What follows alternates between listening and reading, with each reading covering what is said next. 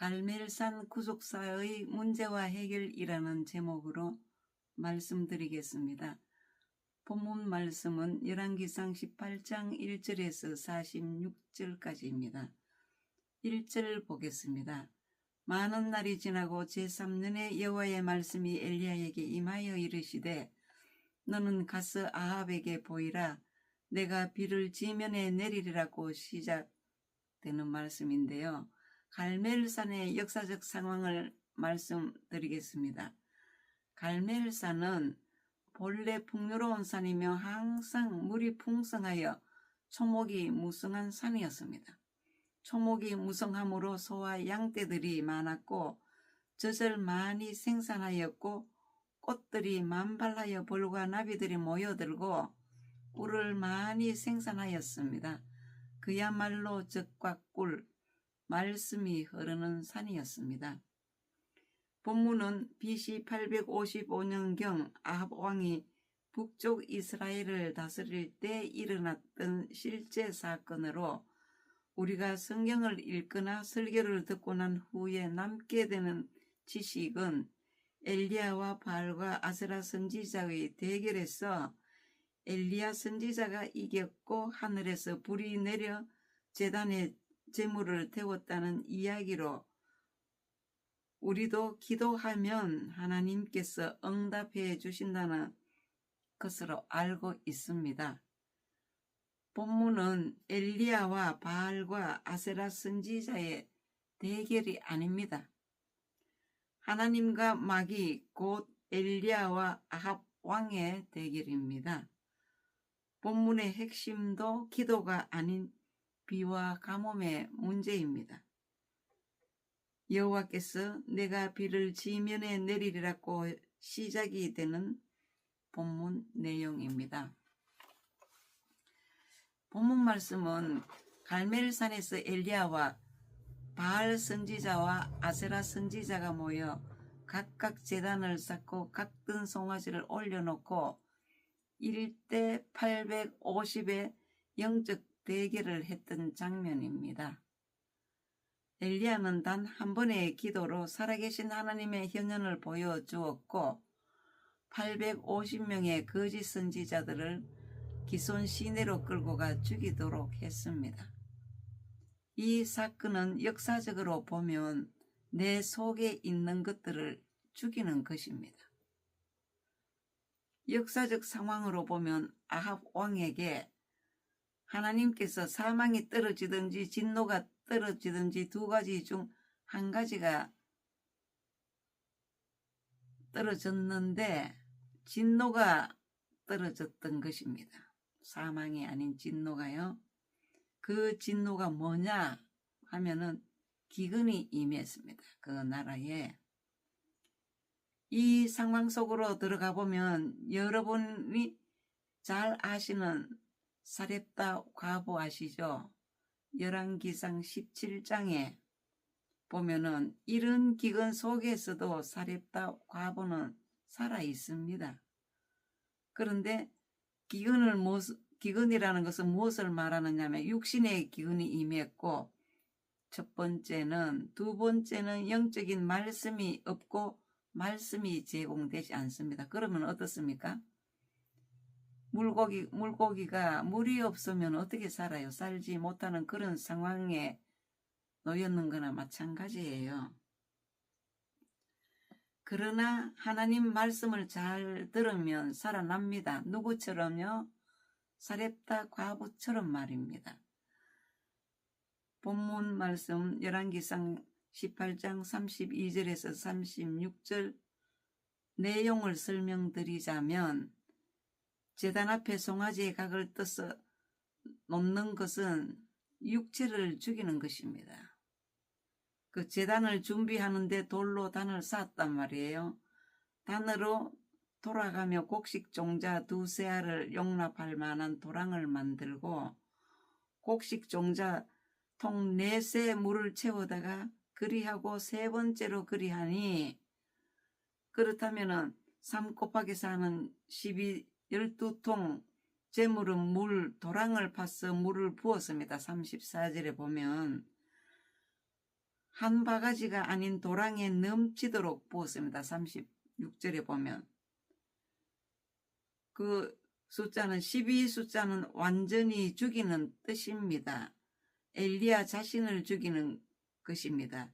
이 내용은 열왕기상 본문 말씀 중에 32절 18장 32절에서 36절 내용을 지금 간단하게 설명해 드리는 것입니다.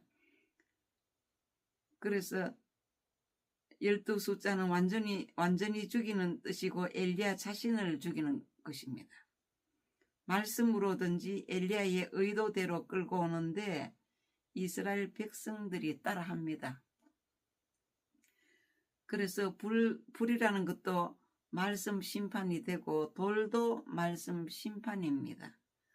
말씀 심판을 통해서 죄악의 문제, 우상의 문제를 해결하고 갈멜산 꼭대기로 올라가 7번이나 간절히 기도함으로 큰 비가 내렸습니다. 본문의 내용은 가뭄으로 메마른 대지를 큰 비, 하나님의 은혜로 적셔 만물이 솟생케 하였고 기근으로 갈증으로 죽어가던 이스라엘 백성들을 구원하였습니다. 엘리야의 모습은 바로 구원자로 오신 예수님의 모습이었습니다.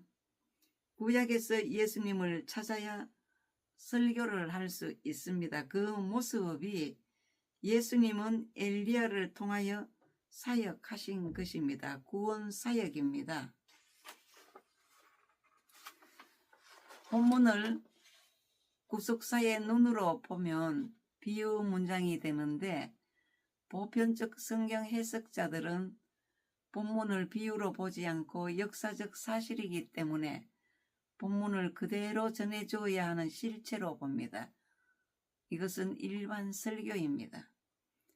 성경은 하나님 말씀이므로 절대 변경시켜서는 안 된다는 것을 생각을 가지고 있기 때문에 본문을 가지고 설교를 하면서 엘리야의 기도하는 모습을 떠올리며 엘리야의 역사 이야기를 전해줍니다. 이 일반 설교라 그랬죠. 예수님께서도 본문의 문제를 바꾸면 안 된다고 말씀하셨기 때문이거든요. 그래서 신약의 마태복음 5장 17절에서 18절입니다. 내가 율법이나 선지자를 폐하러 온 줄로 생각하지 말라. 폐하러 온 것이 아니요 완전하게 하려 함이라. 진실로 너희에게 이르노니 천지가 없어지기 전에는 율법의 1.1획도 결코 없어지지 아니하고 다 이루으리라고 하셨습니다. 본문 안에는 예수님께서 장차 구원자로 오셔서 하시게 될 구원사역과 장차 우리 영혼 구원의 완성을 이루는 방법, 그리고 이 땅에 하나님 나라가 이루어지는 방법을 갈멜산의 엘리야의 사건 속에 기록해 두셨고 그 안에 응답받는 기도의 방법도 기록되어 있지만 하나님 뜻에서 보면 기도는 그중 일부분에 불과합니다. 엘리야의 기도라는 제목의 설교가 틀린 것은 아닙니다. 그러나 문제는 하나님이 원하시는 응답받는 영의 생각의 기도가 무엇이고 응답받지 못하는 육신의 생각의 기도가 무엇인지를 본문에서 찾아 가르쳐 주면 좋겠는데 무조건 믿고 기도하면 응답된다는 설교가 문제입니다. 열왕기상 18장은 예수님의 초림과 재림이 다 들어있습니다. 많은 날이 지나고 본문의 1절에 예수님께서 40일 금식도 초림의 모습입니다. 그리고 이제 큰 두 번째는 성경 본문에 나오는 인물과 사물들을 낱낱이 저는 언제나 설교 때마다 소개해 드립니다. 본문에 나오는 인물하고 사물하고 핵심 실체를 찾아야 되기 때문에 그래서 저는 본문에 나오는 영적 용어 인물들과 육적 용어 사물들을 말씀드리겠습니다. 용어가 뭐냐? 여호와 용어죠. 그 인물들 여호와 하나님은 구원자 성부 하나님이십니다. 이거는 영적 용어 인물입니다. 엘리야는 구원자 예수님으로 봅니다. 그리고 오바다는 인도자 보호자 성령 하나님이시고요. 영적 용어에서 아합은 마귀로 봅니다. 그리고 바알 아세라 선지자는 거짓 선지자로 보고요.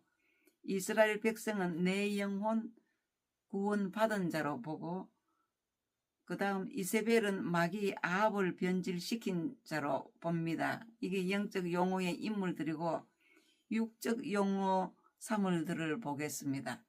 갈멜사는 이스라엘 영혼이고요. 기근은 가뭄, 말씀 기근, 하나님의 징계입니다. 세 번째 제단의 손은 죄의 몸, 그리고 예수님 엘리야를 뜻하고요. 네 번째 여호와의 불은 말씀 심판입니다. 큰 비라는 것은 하나님의 은혜로 보고, 풍성한 물 또 하나님의 말씀이고요. 태움은 죽임, 심판으로 해석을 합니다. 그래서 오늘은 여기까지 말씀드리고 다음 시간에 이어서 말씀드리겠습니다.